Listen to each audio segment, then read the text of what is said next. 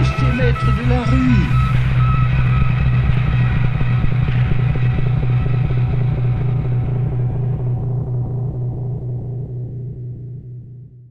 Mon grand-père était ouvrier à Citroën, mon arrière-grand-père était secte protestante darbiste d'Ardèche. Mon père devient une sorte d'intellectuel se construit lui-même comme un intellectuel, mais il commence par des petits boulots de prof sans diplôme, un prof sans diplôme dans le privé, avant de devenir une personnalité intellectuelle. Et du côté de ma mère, elle est britannique, elle a passé la Manche pour faire une thèse. De son côté aussi, la famille, il y a d'un côté un pan de la famille qui, disons, il y a un succès, petite bourgeoisie qui commence à se développer en tant que, disons, s'enrichir. Et non seulement donc elle prépare une thèse, et une autre partie de la famille qui est elle, restée dans une situation de pauvreté, disons, de pauvreté. Donc là, je rentre dans des schémas, disons, collectifs qui me semblent, assez symptomatiques de la période.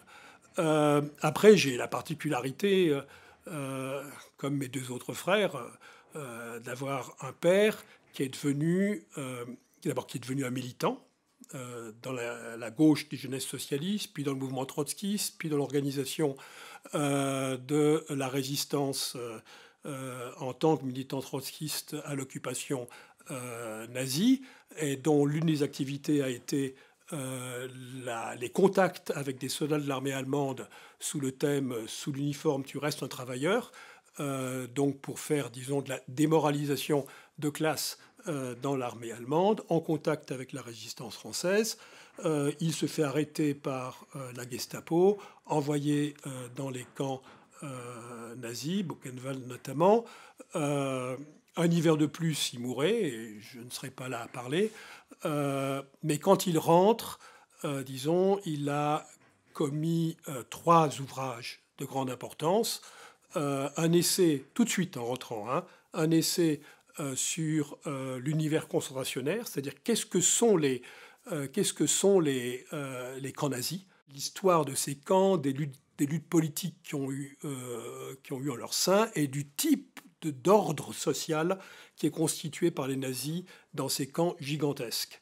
Bon, le deuxième ouvrage, c'est Les jours de notre mort, qui est sous forme de roman, toute l'expérience qu'il a ramenée de ces camps. Et le troisième, qui est moins connu, mais qui est important à l'époque, parce qu'à l'époque, on n'en parle pas, c'est des documents sur l'antisémitisme sous Vichy pendant la Seconde Guerre mondiale.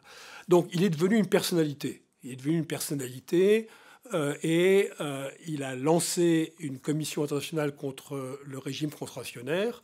Donc c'est un moment dans notre existence, disons dans ma jeunesse, donc c'est dans ma toute jeunesse. Je suis l'enfant de retour de camp, donc c'est dans ma toute jeunesse, il y a un moment, disons, où mon père est extrêmement connu. On a, disons, grâce à l'activité sur la Commission internationale contre les camps de concentration et puis les revenus de ces ouvrages qui se vendent très bien à l'époque, c'est un moment où on a plus d'argent qu'avant, plus d'argent qu'après. Hein, bien. Et donc, par exemple, je vais à l'école alsacienne, qui est une école qui est tout près de chez nous, qui à l'époque est considérée comme une école pédagogiquement avancée. C'est une école privée sous contrat. Mais disons, où je lui dois beaucoup, je fais toute ma scolarité dans cette école, et je pense qu'elle m'a beaucoup apporté, mais en même temps, je reste un roturier parmi des enfants d'avocats, des enfants d'ambassadeurs, des enfants, etc. Donc je pense que disons, et ça va marquer un peu mon histoire. C'est-à-dire que la poétisation vient vite, mais vu que je suis dans cette école où peu de choses se passent, je ne participe pas à la résistance active à la guerre d'Algérie.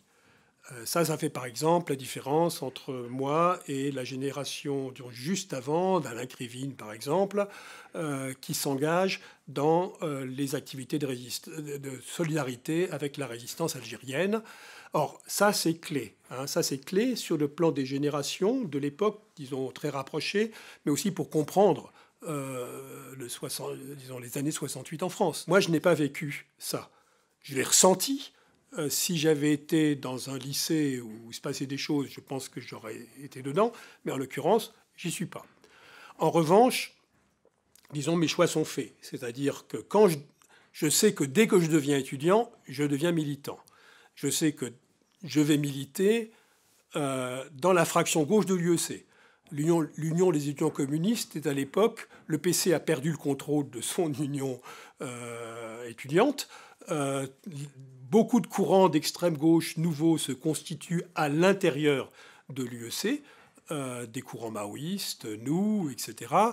Et je sais déjà, quand je deviens étudiant, que je vais directement rentrer dans la fraction gauche de l'UEC, où il y a Krivine, Catherine Samary, Jeannette Abel, Henri Weber, etc.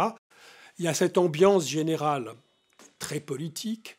Il y a le fait que, disons, il y avait un bouillonnement militant constant, notamment lié à l'affrontement avec les fascistes au quartier latin. Il y avait les zones rouges et les zones blanches, celles qui étaient tenues par nous, les zones rouges, celles qui étaient tenues par Occident, les zones blanches, et il y avait les zones contestées, où la bagarre était quotidienne, qui pouvaient être des restaurants universitaires, des marchés où on venait vendre notre presse, etc. Et moi, j'ai commencé mes études en prétendant faire de l'économie. Je pense que c'est une bonne chose que j'ai arrêté, parce que l'économétrie et moi, ça faisait deux choses bien, mais qui était la fac d'Assas. La fac d'Assas, qui est tout près de là où j'habitais par ailleurs. Droit, c'était tenu par les fascistes, et Sciences Éco, il y avait les gauchistes, entre guillemets, qui essayaient de tenir la résistance. On a fini par perdre. On a fini par perdre, ce qui a signifié concrètement que je ne pouvais plus mettre les pieds à la fac d'Assas. Dès que j'approchais de la fac d'Assas, je me faisais casser la gueule. Même dans le café qui était entre chez moi et la fac, si j'y mettais les pieds, les fascistes m'en débusquaient, je devais foutre le camp par la porte de derrière, si je ne voulais pas me faire casser la figure. Donc physiquement, je ne pouvais plus mettre les pieds à la fac d'Assas. C'est ça que ça signifiait. On a eu une bagarre avec les fascistes devant le lycée Voltaire. On n'avait que des petites manches de pioche comme ça. Bon, et eux, ils avaient un stock de barres de fer qui était planqué dans un chantier tout proche. On s'est fait balayer, et c'est là où j'ai pris un grand coup de barre de fer dans la tête, une embarrure au crâne. Je me suis glissé sous un camion pour essayer d'échapper aux fascistes. Le camion a démarré, crac, il y a la roue qui s'est appuyée sur moi. Le chauffeur de camion qui ne comprenait pas ce qui se passait, il a regardé. Il s'est rendu compte que j'étais en dessous, et c'est quand je suis sorti pour essayer, parce qu'il fallait bien que je sorte de dessous le camion, que là j'ai pris le cours de barre de fer. Et quand les copains m'ont emmené à l'hôpital, il y a les flics qui sont arrivés, qui ont voulu me ramener au commissariat, et c'est les internes et les infirmiers de l'hôpital qui se sont battus avec les flics, en gros, pour que je puisse être soigné. Et comme j'avais une embarrure, il valait mieux que je sois soigné. Il faut restituer tout ça, disons. Il faut restituer tout ça pour comprendre, disons, l'engagement militant de l'époque, depuis le contexte mondial jusqu'à le quotidien du conflit avec les fascistes, en passant par le dynamisme de la résistance à l'escalade américaine. C'est l'heure des guerres et des révolutions. Le terme de guerre froide, par exemple, qui est utilisé, est un terme proprement européen. Il ne faut pas dans le monde. Dans le monde, c'est la guerre chaude, la guerre d'Indochine, l'escalade américaine, qui, je crois, est la plus terrible des escalades qui a jamais eu lieu, en fait. C'est bien effectivement le gaullisme en France, la chape de plomb morale à connotation catholique qui existe et contre laquelle on se révolte. C'est le caractère insupportable disons, de la condition ouvrière dans les entreprises, qui se manifeste dans la période précédente mai 68 par les grèves qui ont lieu dans les usines, notamment de la jeunesse ouvrière dans la région de Caen, etc. Disons, la question de savoir dans quel milieu social ou à quelle occasion mai 68 a commencé me paraît une question sans raison. On avait noté les grèves ouvrières, on avait vu qu'elles se déroulaient, on avait vu la jeunesse ouvrière entrer en action. Et on s'était dit, l'étincelle étudiante peut mettre du feu à la plaine. Hein? Donc on s'était dit ça. Mais Grimaud, le préfet de l'époque qu'on avait en face, était malin.